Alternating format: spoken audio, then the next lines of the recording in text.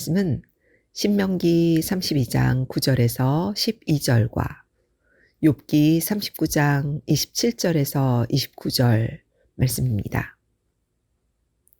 신명기 32장 9절에서 12절. 여호와의 분깃은 자기 백성이라. 야곱은 그 택하신 기업이로다. 여호와께서 그를 황무지에서 짐승이 부르짖는 광야에서 만나시고 호위하시며 보호하시며 자기 눈동자같이 지키셨도다. 마치 독수리가 그 보금자리를 어지럽게 하며 그 새끼 위에 너풀거리며 그 날개를 펴서 새끼를 받으며 그 날개 위에 그것을 엎는 것 같이 여호와께서 홀로 그들을 인도하셨고 함께한 다른 신이 없었도다. 욥기 39장 27절에서 29절. 독수리가 공중에 떠서 높은 곳에 보금자리를 만드는 것이 어찌 내 명령을 의지함이냐. 그것이 낭떠러지에 집을 지으며 뾰족한 바위 끝이나 험준한 데 거하며 거기서 움킬 만한 것을 살피나니 그 눈이 멀리 봄이며. 이는 하나님의 말씀이니라. 아멘. 할렐루야. 오늘은 이제 독수리가 보금자리를 만드는데 그것이 반석과 연결되어 있음을 다시 한번 살펴보고자 원합니다. 오늘 본 말씀 중에 그 신명기 32장 9절 12절과 더불어 욥기 39장 27절 29절 말씀 보시면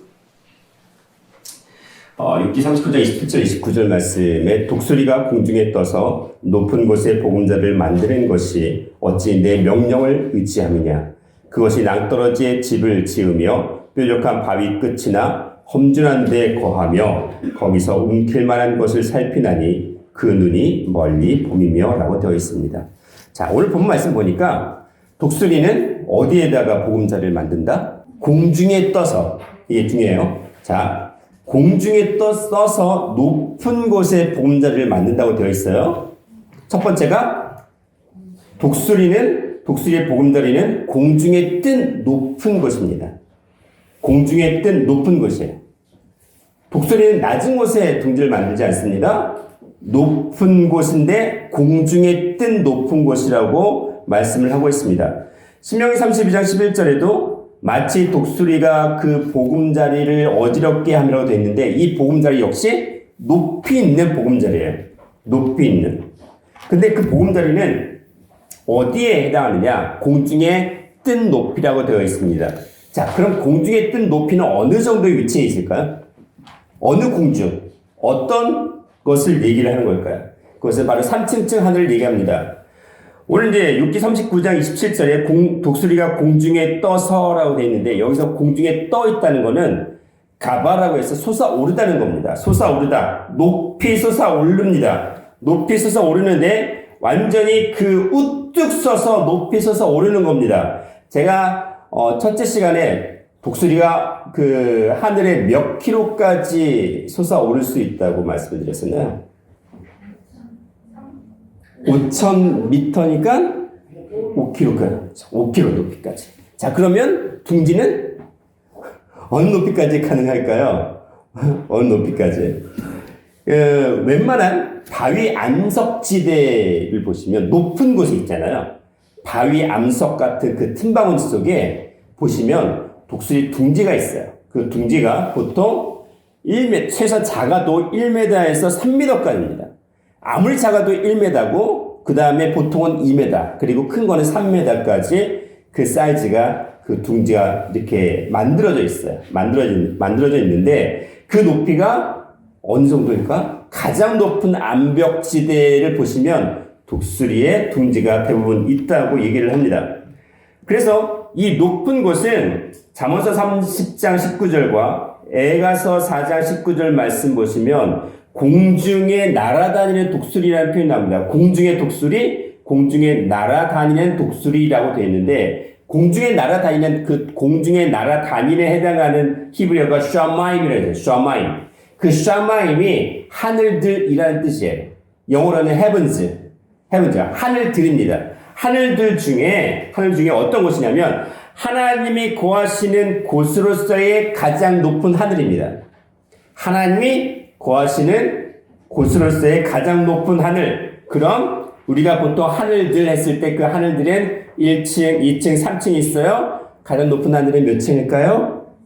당연히 3층층이겠죠. 근데 그 3층층이라는 개념은 그냥 우리가 물리적으로 생각하는 1층, 2층, 3층의 개념이 아니라 변화 말씀이 선포되는 그 단계, 영의 말씀이, 즉 우리를 영원히 영생할 수 있도록 하시는 그 말씀이 선포되는 그 단계와 그 수준을 얘기하는 것입니다. 그래서 공중이라는 것은, 공중에 뜬 높은 곳이라는 것은 몇 층층에 해당이 된다? 3층층에 해당하는 변화 말씀의 단계라고 말씀을 드릴 수가 있습니다. 근데 그 3층층에서 선포하시는 그 말씀이 아까 제가 변화 말씀이라고 했는데 그 변화 말씀을 요한계시록에서는 큰 소리라고 말씀하세요. 큰 소리인데 여러 개의 큰 소리가 아니라 하나의 큰 소리, 하나의 큰 소리라고 말씀하십니다. 요한계시록 8장 13절에 내가 또 보고 들으니 공중에 날아가는 독수리가 큰 소리로 이르되 라고 되어 있어요. 큰 소리예요. 근데 여기 큰 소리가 어떤 큰 소리냐? 공중에서 날아가는 독수리가 선포하는 큰 소리입니다. 여기 공중에 헬라어로는 아까는 샤마임이라고 했지만 헬라어로는 메수라메나라고 했는데 이것은 뭐냐면 하늘들의 가장 높은 지점이라고 합니다. 하늘들 중에 가장 높은 지점이 바로 공중에 날아가는 데 해당하는 그 헬라어에 해당하는 말입니다. 자, 그러면 메수라네메아 자체라는 그 하늘에서 가장 높은 곳에서 선포하시는 큰 소리라고 했는데 이 큰 소리는 뭐냐면 loud voice예요. big voice. 즉 하나의 소리입니다. 하나의 소리. 그 하나의 소리가 무슨 소리냐? 요한계시록 10장 1절부터 3절 말씀을 보시면 힘센 다른 천사가 등장합니다. 구름을 입고 하늘에서 내려옵니다. 그 머리 위에는 무지개가 있고 그 얼굴은 해 같고 그 발은 불기둥 같다라고 되어 있는데 3절 말씀을 보시면 사자의 부르짖는 것 같이 큰 소리로 외치니 외칠 때에 7 우레가 그 소리를 발하더라. 여기서 큰 소리가 바로 재림주의 큰 소리인데 하나의 큰 소리입니다. loud voice, 즉 big voice라는 건데 하나의 소리인데 그 하나의 소리가 어디에서? 하늘에서 선포되는 건데 가장 높은 하늘에서 선포되는 하나의 소리가 무엇이냐면 외칠 때 7 우레가 울린 것처럼 말씀하셨다는 겁니다. 하나의 소리인데 하나의 큰 소리인데 7 우레가 한 번에 외쳐졌습니다. 하나의 말씀 속에 7 말씀이 있다는 겁니다. 그 머리에는 무지개가 있다고 했습니다. 그 머리에는 사상과 이념을 나타내는데 이 땅에 재림하시는 주님의 그 사상, 그 말씀의 사상은 무지개와 같다는 겁니다. 하나의 무지개인데 그 하나의 무지개 속에 몇 가지 색깔 우리 들어가 있다고 말씀하시죠? 7색깔 무지개가 있는 것처럼 아버지 한 분이 이 땅에 오셔서 재림주로 오셔서 우리에게 선포하시는 그 한 말씀 속에는 우리를 온전히 구원하시고자 하는 7 말씀이 들어가 있다는 겁니다. 7 말씀, 즉 7개의 말씀이 아니라 우리를 구원하시기에 온전하고 완전한 말씀 7이라는 말씀이 그 말씀 속에 들어가 있다는 겁니다. 성경 말씀 속에 우리를 구원하시고자 하는 완전한 말씀이 다 들어가 있다는 겁니다. 그럼 두 번째로 독수리는 욥기 39장 28절 말씀에 낭떠러지에 집을 짓습니다. 낭떠러지에 집을 지어요. 자, 낭떠러지라고 되어 있는데 이 낭떠러지에 해당하는 것은 바위에 해당합니다. 바위. 성경에는 크게 바위가 2가지가 나와요. 2가지가 나오는데 첫 번째와 두 번째는 엄청난 의미의 차이가 있습니다. 첫 번째는 초림 예수님을 상징하는 추르라는 반석이 있어요. 초림 예수님을 상징하는 추르라는 반석이 있습니다. 출애굽기 17장 6절 이하의 말씀을 보시면 이스라엘 백성이 출애굽해서 10번째 진친 장소가 있습니다. 10번째 진친 장소가 어디냐면 르비딤이에요. 르비딤이라는 곳이 있는데 거기에 호렙산 반석을 치는 사건이 나옵니다. 이스라엘 백성이 출애굽해서 10번째 장막진 르비딤에 도착했는데 마실 물이 떨어졌어요. 마실 수 있는 물이 떨어졌어요. 그때 이스라엘 백성이 하나님과 모세를 원망하기 시작합니다. 그때 하나님께서 뭐라고 하시냐면 호렙산 위에 있는 반석을 치라고 명령을 하세요. 출애굽기 17장 1절부터 7절 말씀에 이스라엘 자손의 온 회중이 여호와의 명령대로 신광야에서 떠나 그 노정도로 행하며 르비딤의 장막을 쳤으니 백성이 마실 물이 없는지라 라고 되어 있어요. 마실 물이 없었어요. 2절에 백성이 모세와 다투어 가로되 우리에게 물을 주어 먹게 하소서라고 합니다. 근데 모세가 그들에게 이르되 어찌하여 나와 다투느냐 어찌하여 여호와를 시험하느냐 라고 되어 있습니다. 모세와 다투는 그 행위 자체가 하나님을 시험하는 행위라는 겁니다. 3절에 거기서 백성이 물에 갈함에 그들이 모세를 대하여 원망하기 시작했습니다. 원망했어요. 가로되 당신이 어찌하여 우리를 애굽에서 인도하여 내어서 우리와 우리 자녀와 우리 생축으로 목말라 죽게 하는도다. 원망하기 시작했습니다.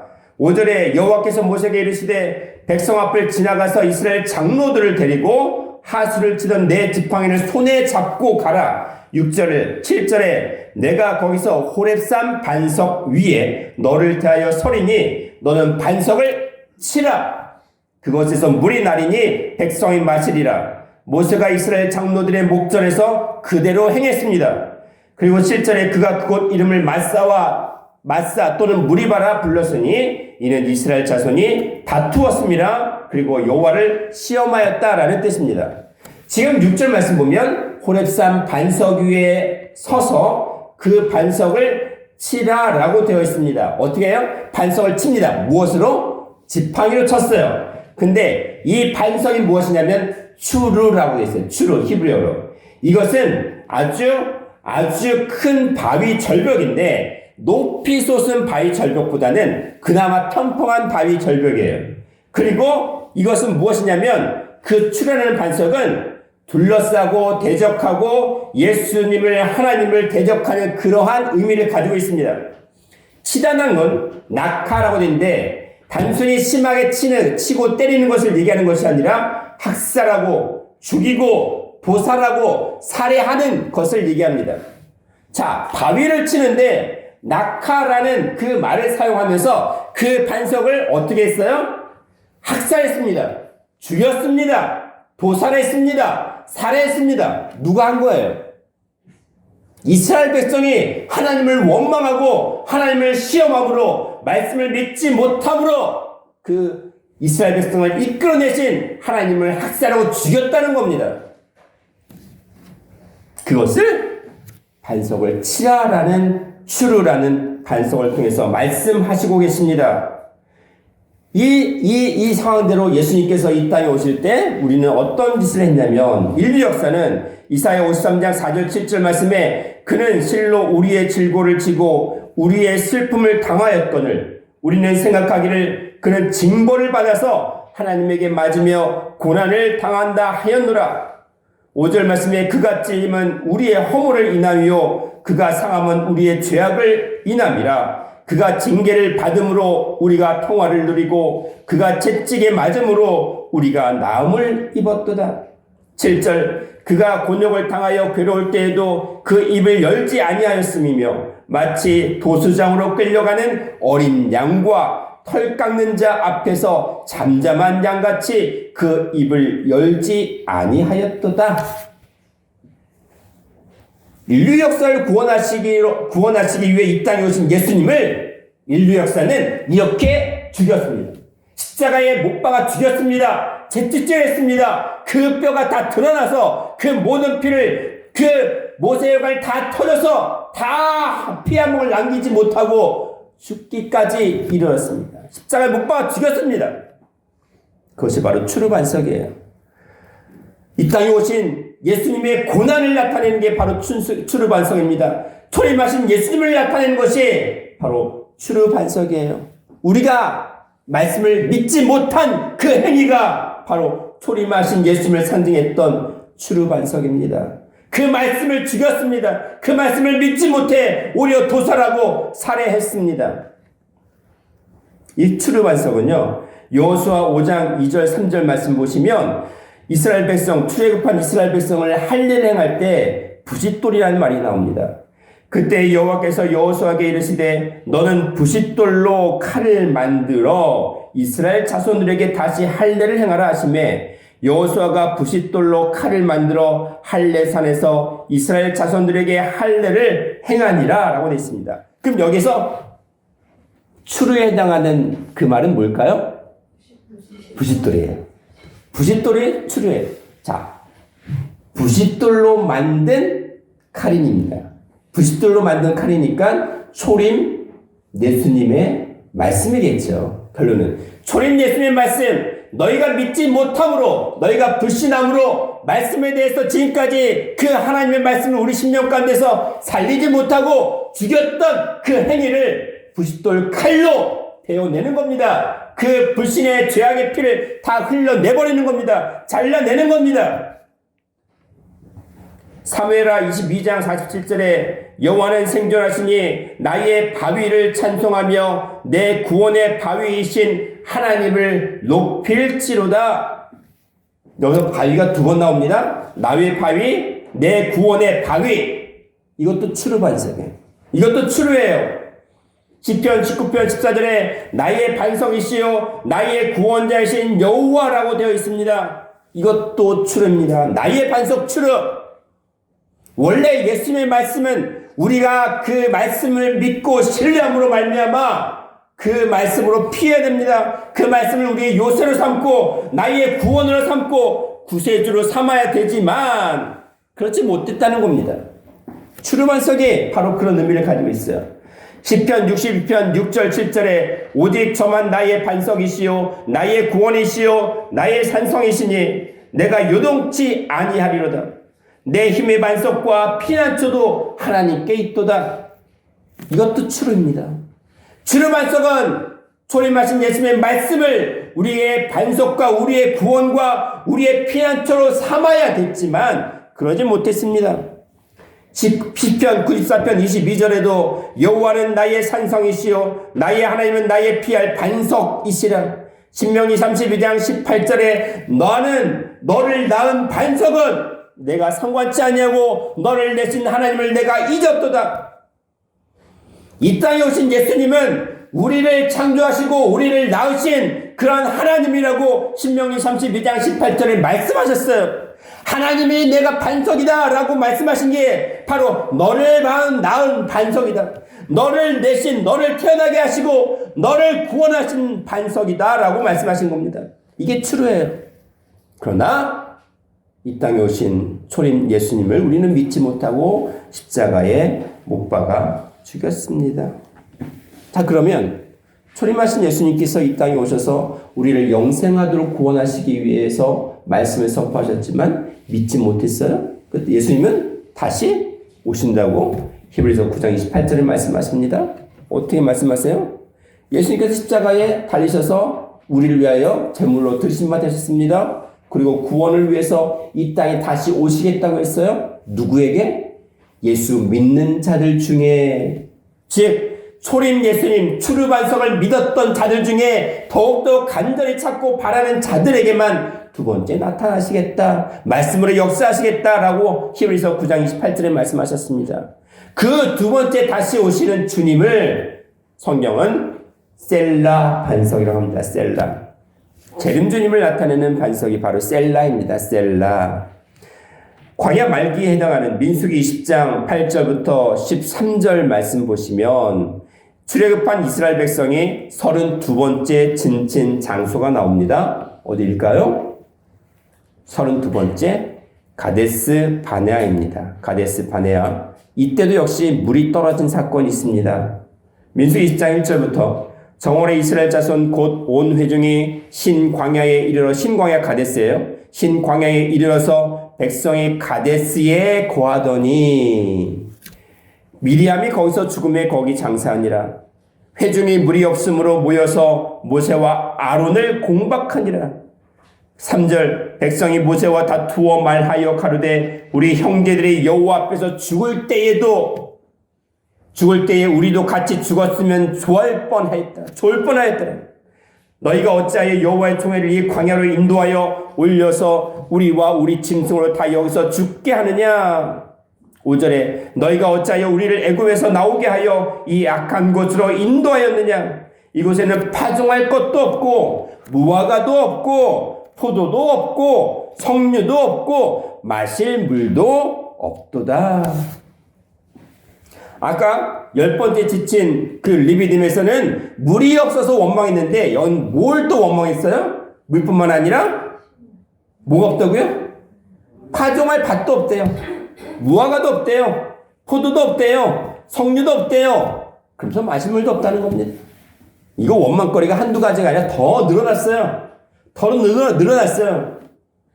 자, 그러면 지금까지 이스라엘 백성들이 마실 물이 없어서 다 죽었습니까? 아니에요. 마실 물을 주셨어요. 계속 주셨습니다. 고기 없었어요? 만나 주셨습니다. 메트라이 주셨습니다. 하늘의 양식으로 주셨어요. 그걸 먹고 살았는데 무슨 생각이 나는 거예요? 애굽에서 먹었던 뭐가 생각났습니까? 무화과, 포도, 석류. 애굽에서 먹었던 그게 생각난 거예요. 배가 부르니까 등이 따시니까 더 욕심이 나는 겁니다. 뭐예요? 말씀을 주어 먹게 했는데 말씀을 주어서 살렸는데 이제 뭐 하라는 겁니까? 더 풍족히 여러 가지 만나는 거 다 먹겠다는 겁니다. 애굽에서 누렸던 그 모든 풍족을 다 누리겠다는 겁니다. 그래서 우리도 똑같이 죽여라. 그 말씀하시는 거예요. 8절에 지팡이를 가지고 내 형 아론과 함께 회중을 모으고 그들의 목전에서 너희는 반석에게 명하여 물을 내라. 이렇게 원망했던 이스라엘 백성을 향해서 하나님께서는 또 뭐라고 명령하십니까? 반석에게 명령하여 물을 내라고 하십니다. 아까 추르 반석은 어떻게 했어요? 반석을 치라고 했죠. 근데 두 번째 이 반석에 대해서는 명령해서 물을 내라고 했습니다. 치라는 말씀이 없어요. 여기 반석 민수기 10장 8절에 해당하는 이 반석은 뭐냐면 추루가 아니라 셀라라고 있습니다. 셀라는요 어떤 반석이냐면 우뚝 솟아 있습니다. 평평하지 않아요. 우뚝 솟은 높은 바위, 험한 바위입니다. 절벽 위에 서 있는 그런 바위예요. 이 바위는 아주 험준해서 아무도 올라갈 수가 없습니다. 끝없는 절벽처럼 보입니다. 암벽이에요. 그 암벽 위에 있는 반석입니다. 그러면 이 끝에 달하는 그 암벽에 있는 반석은 어디에 해당이 될까요? 하늘이에요. 하늘 높은 곳에 해당하는 바입니다. 하늘 높은 곳에 해당하는 바는 오늘 본 말씀에 욥기 39장 27절 28절에 독수리의 공중에 떠서 높은 곳에 보금자리를 만들었잖아요. 그 높은 곳에 있는 보금자리 28절에 그것이 낭떠러지에 집을 지으며 뾰족한 바위 끝이나 험준한 데 거하며 라고 되어 있습니다. 거기 보면 낭떠러지 그리고 뾰족한 바위 끝 그 모든 게 다 셀라입니다. 셀라예요. 추루 아니에요. 독수리가 둥지를 만들고 기거하는 곳이 어디라고요? 공중 높은 곳 셀라 반석입니다. 재림하시는 예수님은 이 땅에 뭐하러 오시기 위해서? 우리를 완전히 구원하기 위해서 오신다고 되어 있습니다. 예수 믿는 자들 중에 추루 반석 위에 예수 초림주의 말씀을 믿는 자들 중에 더욱더 변화 영생의 말씀을 간절히 사모하는 자들에게만 두 번째 나타나신다는 거예요. 그들 심령 가운데만 영원한 하나님의 말씀이 임한다는 겁니다. 독수리 같은 말씀이 임한다는 겁니다. 그게 셀라 반석입니다. 셀라 반석에는 뭐라고요? 명령하라고 되어 있어요. 치라는 말씀이 없습니다. 모세와 아론이 총회를 그 반석 앞에 모으고 민수기 20장 10절입니다. 모세가 그들에게 이르되 패역한 너희들이여 패역한 이스라엘 백성아 들으라. 우리가 너희를 위하여 이 반석에서 물을 내랴 하고. 보세요. 하도 이스라엘 백성이 원망하니까 모세가 뭐 한 거예요? 열받았어요. 이스라엘 백성이 그 죄악의 얼이 모세에게 씌었습니다. 그래서 뭐라고 합니까? 야! 이 반석에서 내가 너희를 위하여 물을 내라. 모세가 물을 냅니까? 하나님께서 물을 내게 하시는 거예요. 근데 누가? 내가라고 했어요. 내가. 10절에 이 반석에서 물을 내랴. 누가? 모세가 낸다고 그렇게 돼 있어요. 하나님의 영광을 가리웠습니다. 하나님의 말씀을 불신했습니다. 그 결과 11절에 그 손을 들어 그 지팡이로 반석을 2번이나 치매 물이 많이 솟아나므로 회중과 그들의 짐승이 마시니라. 치라는 명령을 하신 게 아닙니다. 추루반석이 아니에요. 초림주의 아니에요. 재림주의 말씀의 반석인데 그냥 말씀만 하면 되는 겁니다. 그냥 물아 나오라고 하면 되는 거예요. 그냥 말씀에 순종해서 그 순종한 믿음으로 변화 영성의 믿음으로 그냥 명령만 했으면 되는 겁니다. 말만 했으면 되는 겁니다. 반석아 물을 낼지어다 라고 말만 했으면 되는 겁니다. 선포했으면 되는 겁니다. 근데 이스라엘 백성의 죄악의 그 얼이 모세에게 씌워서 그 반석을 2번이나 쳤습니다. 2번이나 쳐 내렸어요. 여기서 2번이나 쳤다는 그 치다는 말이 아까 낙하라는 말과 똑같아요. 낙하요. 재림 주님의 역사를 재림하신 변화의 말씀조차도 학살하고 죽이고 도살하고 살해한 그 행위를 누가 하게 된 거예요? 모세가 하게 된 거예요. 이스라엘 백성의 얼이 그 모세에게 씌어서 열받아서 세상을 열받아서 모세가 재림하시는 주님의 영광을 가리우고 죽게 만들었던 겁니다. 그래서 모세가 가나안 땅 들어갔어요? 못 들어갔어요? 못 들어갔어요. 그 영광을 가리기 때문에 못 들어갔어요. 민수기 20장 12절에 여호와께서 모세와 아론에게 이르시되 너희가 나를 믿지 아니하고 이스라엘 자손의 목전에 나의 거룩함을 나타내지 아니한 고로 너희는 이 총회를 내가 그들에게 준 땅으로 인도하여 드리지 못하리라. 가나안 땅 못 들어갔습니다.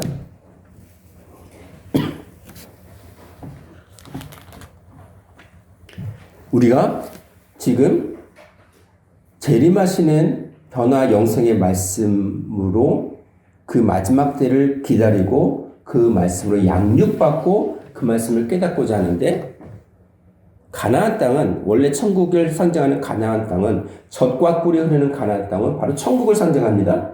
그 천국은 죽는 자가 들어가는 거예요? 아니죠? 천국은 하나님의 나라잖아요. 하나님이 죽습니까? 영원하신 분이 하나님이 죽습니까? 하나님이 계시는 곳이에요.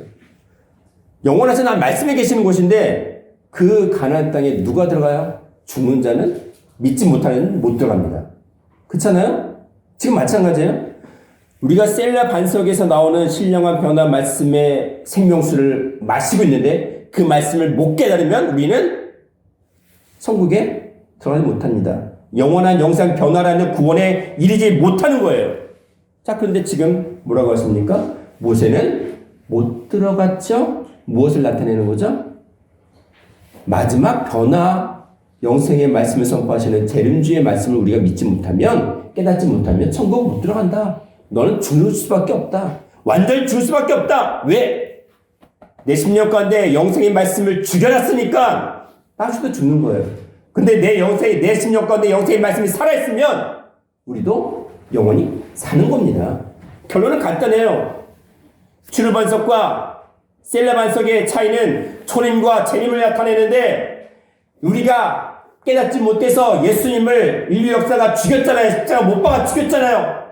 그럼에도 불구하고 다시 한번 너에게 기회를 주시겠다라고 하신 겁니다. 그래서 재림주를 이 땅에 오시겠다고 하신 겁니다. 영생 변화의 말씀을 다시 한번 선포하시겠다고 하시는 겁니다.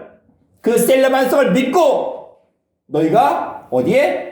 변화 영생의 말씀이 선포되는 셋째 하늘의 단계에 너희가 그렇게 아이의 심령, 너희 심령이 말씀의 반석을 그 반석 위에 너희 집을 짓고 살아라는 거예요.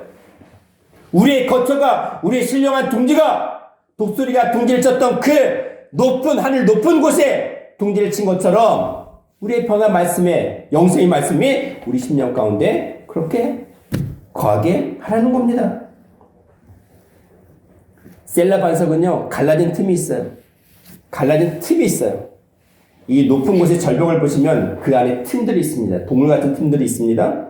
자, 셀라 반석은 일반 암벽과 같지 않습니다. 엄청 가팔라요. 근데 갈라진 틈이 있습니다. 그 갈라진 틈은 어떤 역할을 할까요? 우리의 피난처 역할을 해요. 은신처와 안전한 요새가 될 수 있는 그런 곳이 바로 갈라진 틈이에요. 사무엘하 22장 2절 말씀에 여호와는 나의 반석이시요 나의 요새시요 나를 건지시는 자시요 라고 되어 있습니다. 여기서 나의 반석은 셀라입니다. 그 셀라는 나의 요새고 나를 건지시는 자, 나를 구원하시는 자입니다. 아가서 2장 14절에 바위 틈 낭떠러지 은밀한 곳에 있는 나의 비둘기야 라고 되어 있어요. 바위 틈이에요. 틈. 이 틈이라는 거는 하가브라고 되어 있어 하가브는 피신하는 곳입니다. 바위의 갈라진 틈은 은닉하는 장소고 우리가 직거하고 숨을 수 있는 장소예요. 그게 틈이에요. 바위의 틈, 셀라의 틈입니다. 재림하시는 변화 영생의 말씀을 선포하시는 셀라 반석의 틈이 그 낭떠러지가 바로 은밀한 곳입니다. 우리가 숨을 수 있는 곳, 우리가 피신할 수 있는 곳, 우리가 죽지 않고 영원히 살 수 있는 자기의 광야곳, 자기 광야, 자기 성전, 내 밀실과 같은 곳이 바로 그 갈라진 틈이에요. 그게 바로 셀라입니다.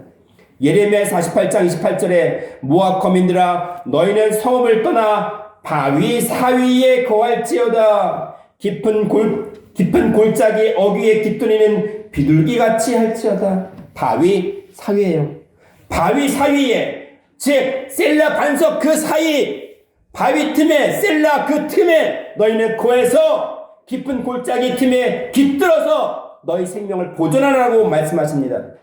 예레미야 49장 16절에 바위 틈에 거하며 산꼭대기를 점령한 자여 내가 독수리같이 보금자리를 높이 지었을지도. 바위 틈에, 셀라 반석 틈에 거하며 산꼭대기를 점령한 자, 산꼭대기를 점령한 자가 바로 어디예요? 셀라 반석 틈에 거하는 자입니다.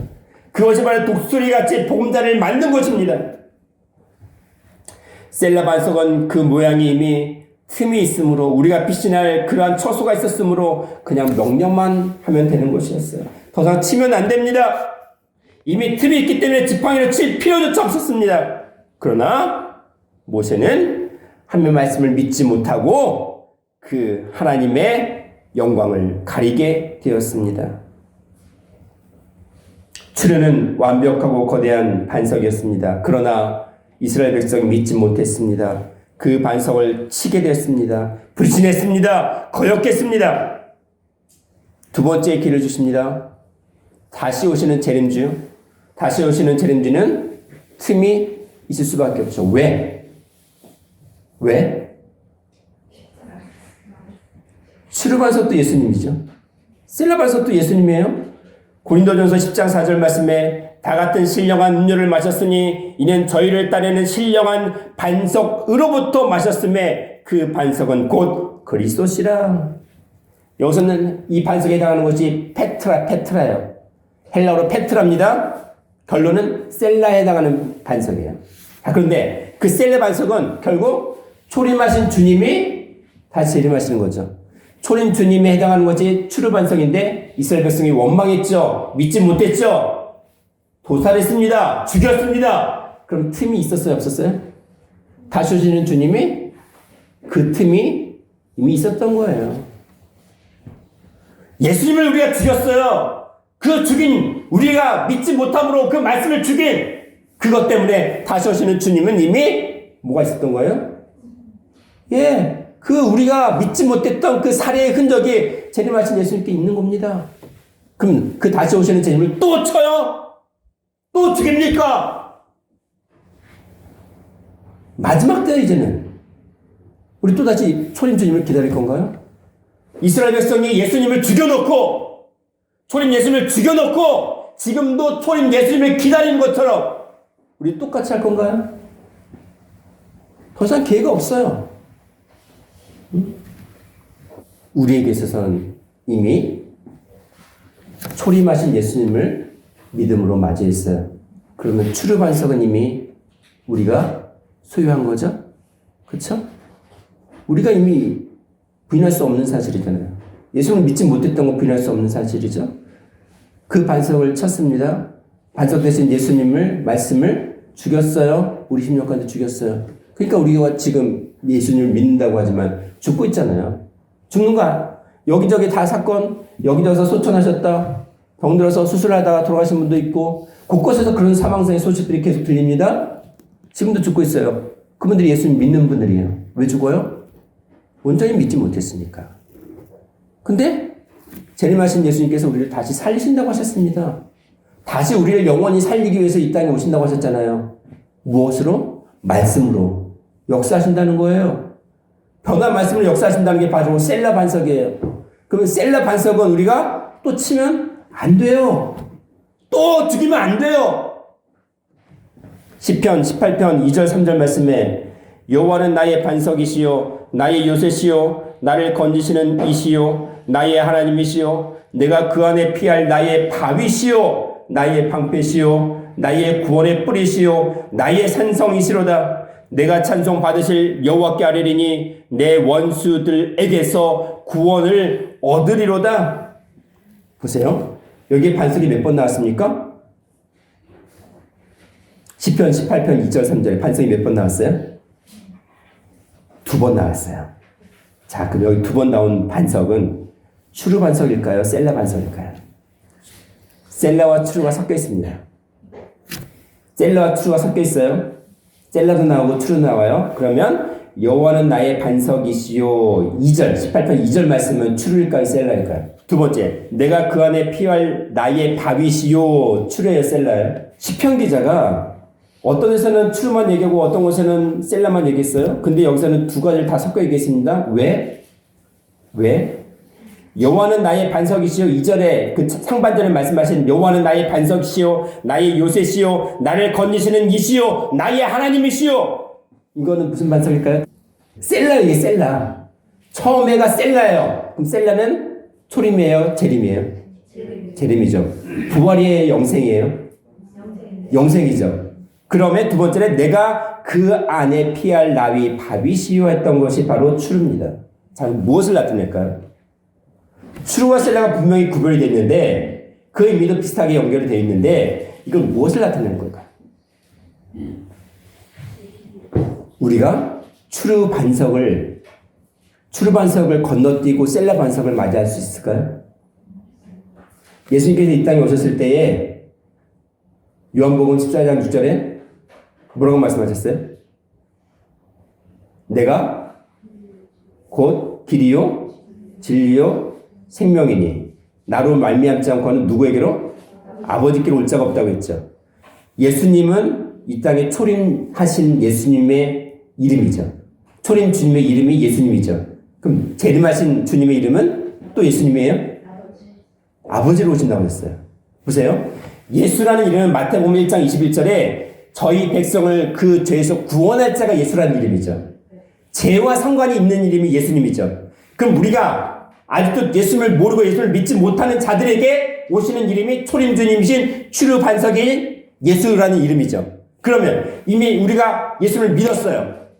초림주님을 믿었습니다. 첫째 부활에 참여했습니다. 그러면 우리는 또 예수님을 기다려야 돼요? 그게 아니잖아요.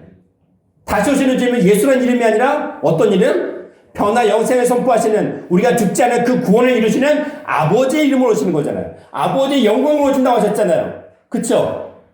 그러니까 뭐예요? 아버지, 예수라는 이름이 아닌 죄와 상관없는 자들에게 오신다고 했어요. 아까 히브리서 9장 28절에 이와 같이 그리스도도 많은 사람의 죄를 담당하시려고 단번에 들으신 바 되셨고, 예수님의 고난이죠. 십자가죠. 이거는 초림 주님이신 추루 반석에 해당이 돼요. 그리고 구원에 이르게 하기 위하여, 여기서 구원은 어떤 구원이에요? 영원 구원이 아니라 영혼육, 육까지도 영원히 사는 완전한 구원에 이르기 위하여 죄와 상관이 없어요? 그럼 뭐예요? 예수님을 믿는 자들이죠. 예수 믿으면 너희를 의인이라고 칭해 주신다고 했습니다. 죄와 상관이 없는 자로 여겨준다고 했어요. 죄와 상관없이 자기를 바라는 자들에게만 두 번째 나타나시겠다. 두 번째 깨닫게 하시겠다. 다시 한번 변화 영생의 말씀을 너희에게 깨닫게 하셔서 그 말씀으로 너희가 영생을 이루게 하시겠다라고 하신 거 아닙니까? 이것이 바로 셀라 반석이에요. 셀라 반석. 그래서 요한계시록에서는 마지막 우리에게 깨달아야 될 그 요한계시록에서는 이렇게 말씀하십니다. 하나님과 어린 양이 같이 나와요. 하나님과 어린 양이 같이 나와요.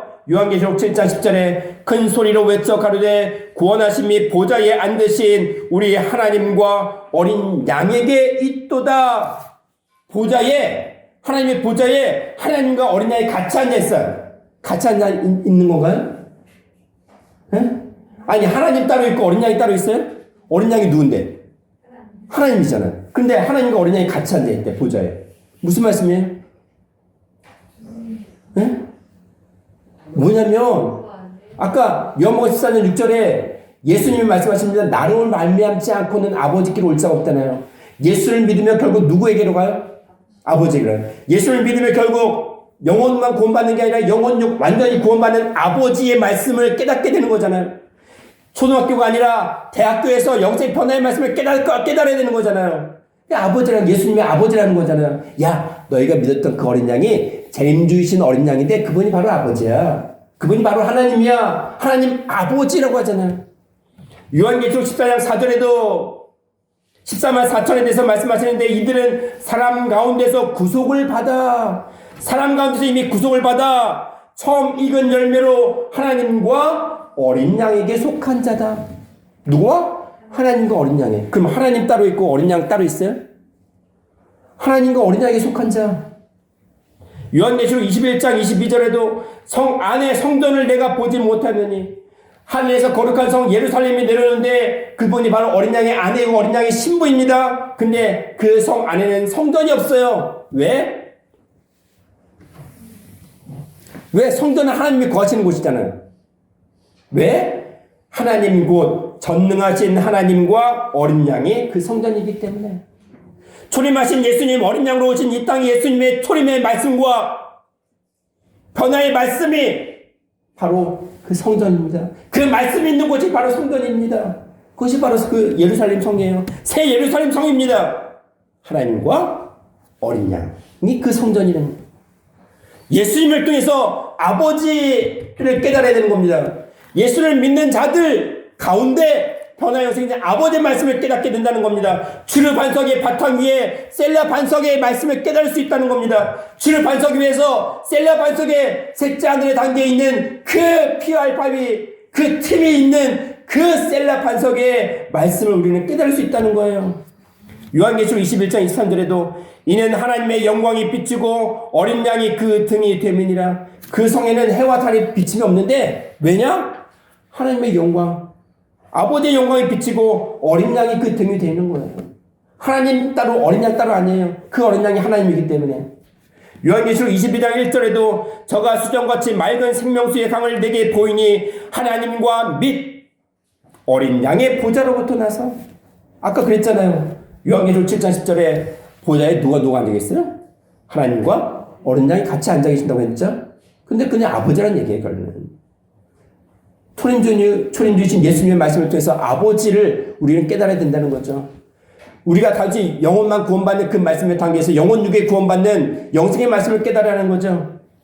요한계시록 22장 3절에 다시 저주가 없으며 하나님과 그 어린 양의 보좌가 그 가운데에 있으니라. 하나님과 어린 양의 보좌가 어디 있어요? 그 가운데가 어딜까요? 성전은 하나님이 계시는 곳이 성전이죠. 고린도전서 3장 9절, 16절, 6장 19절 어디예요? 내 심령 마음이 하나님의 성전이라고 말씀하셨어요. 하나님의 성, 하나님의 영, 하나님의 말씀이 거하는 곳이 성전이라고 했습니다. 근데 그 말씀이 초림주의 말씀과 재림주의 변화 말씀이 거하는 곳이 하나님의 성전입니다. 어디 가운데? 우리 심령 가운데 그것이 바로 성전이에요.